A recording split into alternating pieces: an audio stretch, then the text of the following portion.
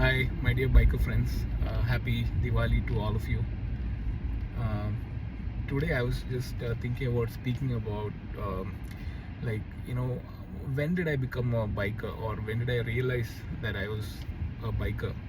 I don't know if I'm a biker. I don't like consider myself that a biker as my primary identity, right? Biker is like a one of the different aspects of what I do or what I am or who I am, right? So I'm a biker. I'm a dad. I'm a employee. I'm a husband. I'm a friend to a lot of my friends. So I'm not a dancer, that I know. I don't sing.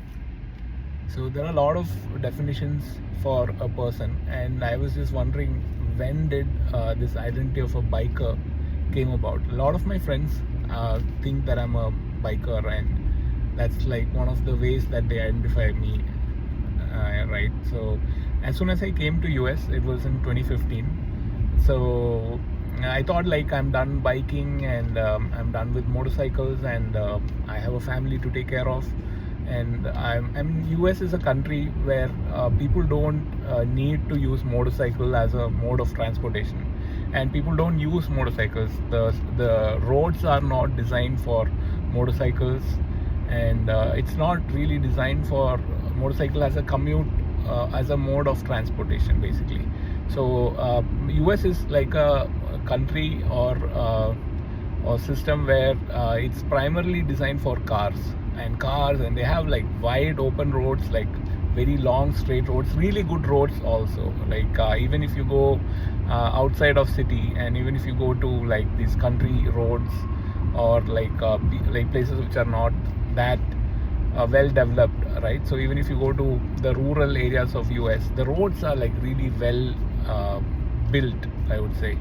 So you have long highways, and all the like the inroads, right? The back roads they call it, right? So even they're like really good, and absolutely the landscape is absolutely amazing. So I mean, like back to the point that I was talking about, right? So I came to US in 2015, and I mean, as a family man, I had a daughter at that time. My daughter was like 1 year old, and my wife was not working, and I came here as a contractor working for a company. So when did I realize that I wanted to, motorcycle? So one thing about the motorcycles in US is that compared to India, right? So the motorcycles are like at least 10 times more powerful. It's not like so I'm not even exaggerating. Okay, so basically an average motorcycle in India is basically around like 100 cc or 150 cc. See, even 150 cc back in the day was considered like a very sporty motorcycle. So if you look at the average motorcycles in India, it'll be like 100 cc or 80 cc. So Splendor, which was like one of the most popular model in India, it was one of the most selling models in India, and it was 100 cc, and it made around 8 horsepower. But in US, an average liter bikes will make more than 150 horsepower, right? So a liter bike is considered like a proper motorcycle by a lot of these motorcyclists. Like when I say proper motorcycle, a liter bike or a 1000 cc sports bike is considered like a motorcycle that people aspire to. The motorcycle riders, they aspire to own these machines. So whereas an average Indian, Splendor is like an aspirational vehicle for an average Indian. A rider who wants a decent bike, they'll go for Splendor. And Splendor came out with another slightly higher capacity motorcycle called Super Splendor, which is 125 cc. But the point that I'm trying to make is an average motorcycle, a very good motorcycle here is a liter bike, right? So there are like obviously liter bike is considered like a motorcycle that people with a lot of riding experience, they usually buy the liter bikes. So they start with 500 cc or 600 cc. 500 cc itself is like what 5 or 6 times more powerful than the motorcycle that we consider a normal motorcycle in India, right? So coming from a background like that, So the very first time I saw a liter bike was in Bangalore. I remember it was just right opposite to Forum Mall. There was this Yamaha showroom, and I saw that bike, and I was like blown away by all the the size of the tire and the suspension. It has like a monoshock, so monoshock itself was like a fancy thing for me. So monoshock is like you don't have two shock absorbers in the back, it's just a single shock absorber, so it's basically hidden. So it'll for a untrained eye, it'll look as if there's no suspension in your motorcycle, and it's hidden under the tires, right, under the chassis and the tires. And the design and quite frankly the capability, right, the potential of that motorcycle was just like mind-blowing. But in India, these kind of liter bikes are what do you say, way beyond the reach of an ordinary person, right? If you look at the price of these kind of they're called super bikes, and if you look at the price of these super bikes, it's easily into 10 or 15 lakhs during that time. This is like some 10 or 15 years back. And with 15 lakhs back in the day, you can buy a big luxury car or an SUV, and for all you know, it's like a very decent down payment. Yeah, it's the GPS. So it's a decent down payment, almost half the price of what you pay for a an apartment or or your residence, right? You can buy a house, or you can pay half the mortgage of your house with the money that you pay for a liter bike. So when I first came to US, these bikes were accessible to somebody like me, who was like, I consider myself like an average person as per the standards of US. I never consider myself like extraordinarily rich or anything. Even for a family person who's like working and who's a single earner, that is accessible, right? So I think the first bike that I bought was for around like $6,500.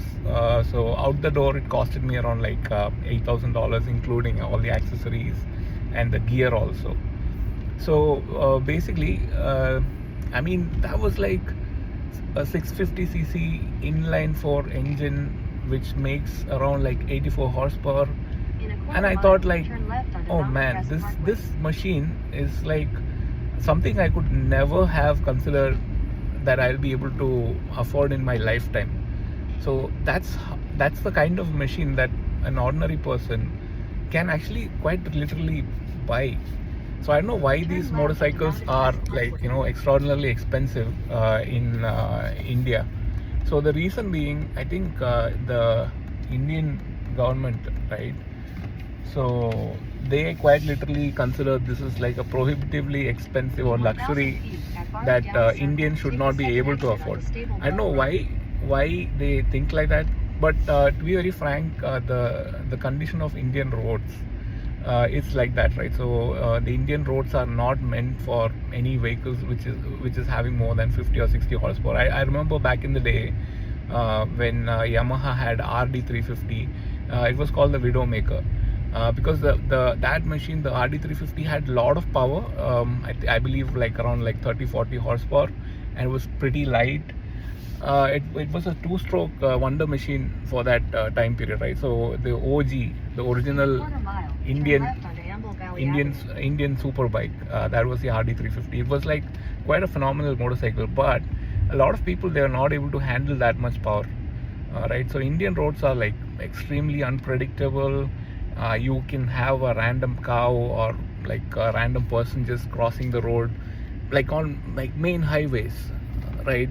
So it's very accident prone. That bike was like an accident prone motorcycle, so that's why it's called Widowmaker. There was a little cousin of RD350, it's called the RX100. Even RX100 was actually quite a fast machine, but I'm talking about these two-stroke machines, right? So two strokes are a whole different animal altogether, right? So they make a lot of power for its cubic capacity. And I mean, they were Indian. Basically, the reason what I'm saying is the Indian roads are not meant for fast commute or like traveling really fast. So maybe that's the justification why Indian government has decided to have a blanket ban on anything north of 100 cc or 200 cc. I mean 200 cc, when Hero the first 200 cc or the first machine which is like above 150 cc or 200 cc was the Hero Honda Charisma.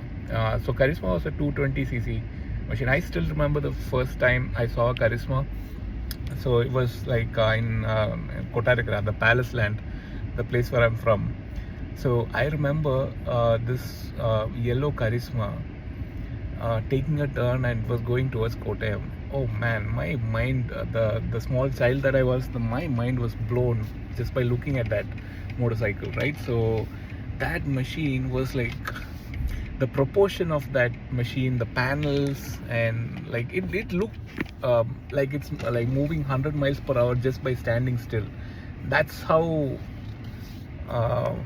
that machine made an impression on the small kid that I was. So again, as like one glance at the machine, and I told myself I wouldn't be able to afford a Hero Honda Charisma. I mean, it was a dream bike for me at that time, as the kid that I was, because my father he had a Hero Honda Splendor. So even that machine was like, it was a decent motorcycle, right? So I didn't know why people wanted more power than 100 cc, right? So why would they want more power than 8 horsepower? I think that's all the power that you need. That's what I thought. So then I saw that, and then I thought like that made some 20 horsepower or something, and then I thought like that's if I buy a Hero Honda Charisma, I'll be set for life. So that's the kind of the fascination, I mean, a lot of people like me from India had for these super bikes. So when I first came here, I bought a motorcycle, CBR 650 inline 4. Amazing machine. It looks much more faster than it actually is, right? So then I bought that. I rode it for almost 1 year, and every day, whether it's rain or shine, how much or cold it is, how much or hot it is, I always used to ride. So I rode it for almost like 2 years, I would say. Then I thought like, man, I can use some more power. Oh man, that feeling never goes away, right? So no matter how much of powerful your motorcycle is, you'll always think, I can handle more power, right? So that actually corrupted me. Then I went to Mountain Motorsports, and they had this Suzuki GSX S1000. I was on sale, and I bought it. And then what I'm saying, after a year, I thought like inline fours, I'm done with this engine, right? So I want to go for something which makes more sound, which actually sounds like a motorcycle, because these inline fours, they sound like freaking cars or trucks, or I mean, they had a similar kind of a sound, right? I don't know, like I apologize for all the inline four fans. I'm a big fan myself. I realized how much I love that engine only after selling it. Then I bought a Yamaha MT10. MT10 is one of the best motorcycle engines ever out there, because it is an inline four, but it makes it feels like a 2-cylinder in the lower RPM. And once you're on the highway and you give it the beans, it behaves like a proper inline four. So then I bought a KTM. I used the MT10 for a year. So MT10 was perfect in all the other aspects, but it didn't have a lot of electronics. Again, it's all just like marketing gimmicks, or all the YouTube videos that you see, all the reviews that you see. KTM was like marketed, or like the people had made this kind of a aura around KTM 1290, right? So I got that as well. I don't know. Am I a biker? I have no idea. Is biker my identity? I have no idea. I'm still learning every day. I hope to be a biker one day.